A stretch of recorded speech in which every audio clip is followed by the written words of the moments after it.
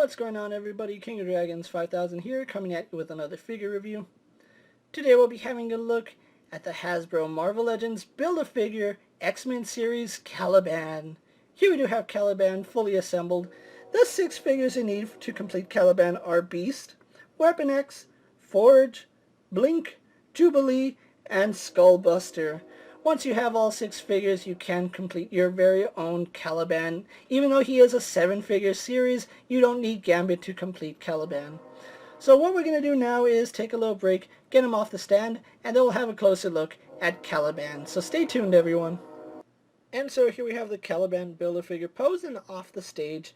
Now before we have a look at the figure, let's actually run through something really fast. Caliban here does not come with any alternate accessories. No alternate heads, nothing to hold. He's just Caliban, which I'm perfectly okay with. I'm not too familiar with this version of Caliban, but I know a lot of people are. Really wasn't a figure I was looking forward to, but having him in hand, he's actually quite a good figure. So with that out of the way, guys, let's actually take a closer look at his details. And so here we have a closer look at Caliban, and Hasbro did a phenomenal job sculpting the head on this figure. Like I said, I'm not too familiar with this version of Caliban. I know he is the, was it Age of Apocalypse Caliban? And from what I can see in pictures, he actually is pretty accurate. I really do love the yellow eyes that they went with. It's such a stark contrast to the white and the blue shades that you see all around his head. I really do like the way his eyebrows just jut out of his skull. That's a really good effect. And you can see just how much detail is overall in this figure. You can see all of these creases and crevices. They're actually sculpted in, and they do have a little bit of a dry brush or a wash going through them just to bring out some of the details. I think the mouth is another exceptional job. You can see it's not just an open mouth. It's actually a separate piece in there. So we have his mouth, and let me just pull off his head just so you can see what I'm talking about. The inside of his mouth is one solid color, and then his head is a separate color, and they did a really good job joining the two together, and it adds depth to his mouth, and I think that's just a really good job that they did. So overall, really excited about his head. Moving on to his costume, he is, for the most part, cast in this pearlized white plastic, which looks really good. I love the sheen on it.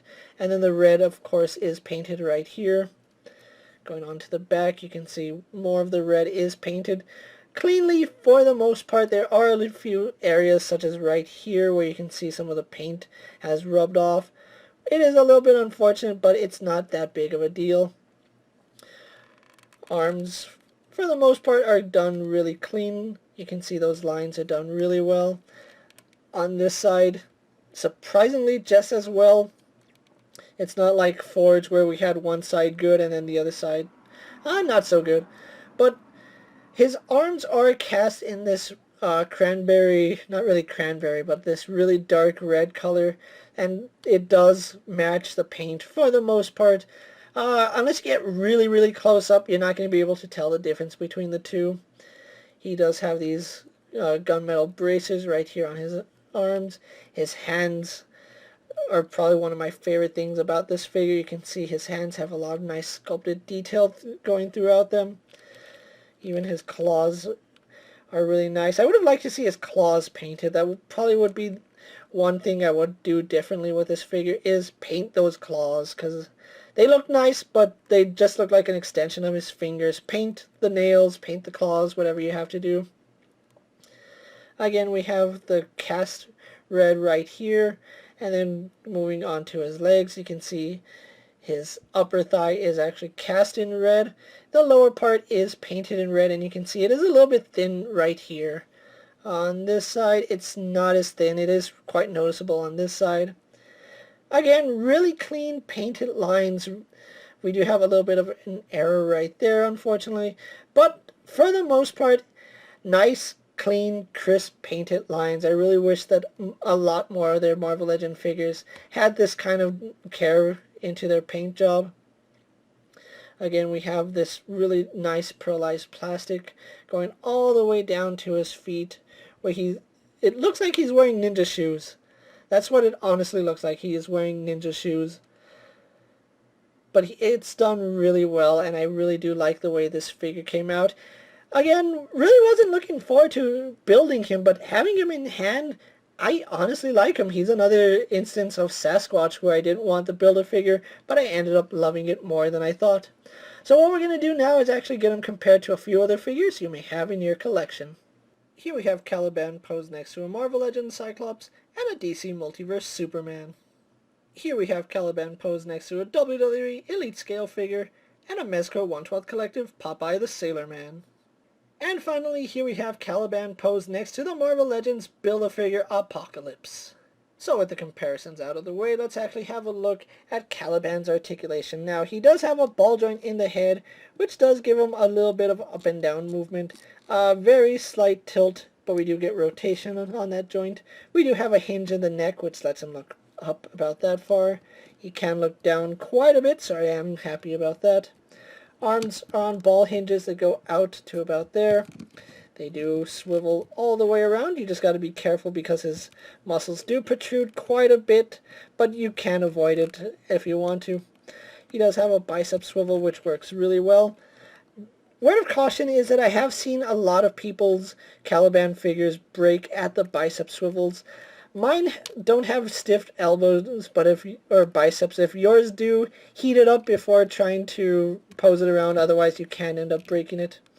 But continuing on, he does have an elbow joint which works really well, gives us 90 degrees, which is surprising for a really big character. He does have a hinge in the wrist which goes in and out, as well as rotates really well. He also does have a really nice ab crunch which goes back about that far. Comes forward quite a bit. He does rotate at the waist, no issues there. Legs do kick forward only to about there. It's not a complete horizontal, but it does go up pretty well. Goes out surprising amount better than most Spider-Man figures. He does have a rotation up at the thigh. Double joints in the knee, which goes back quite a way. Really do like when double joints work on really big figures. This is probably the only piece of articulation I don't like on him. He does swivel here at the mid-calf, but it is at an angle. I don't know why it's angled going up on both sides, but it is angled, unfortunately. He does have a hinge in the foot, which lets him go back and forward, and then forward-facing pin for rocker ankle. So overall, really good articulation here on Caliban.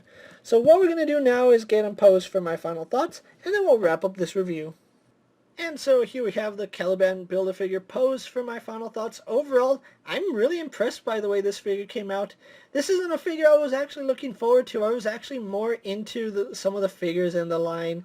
I really did want Gambit, Beast, Jubilee, even Forge. Weapon X, it's not my favorite figure, but I am really glad I have him. As far as Caliban goes, I think he's a really great figure. There's a lot of things that could have been done terribly on him, but Hasbro actually did a really good job in sculpting him. He's a pretty beefy figure, which it does work for Build-A-Figures, and the sculpt work in his head and hands makes this figure worth the purchase.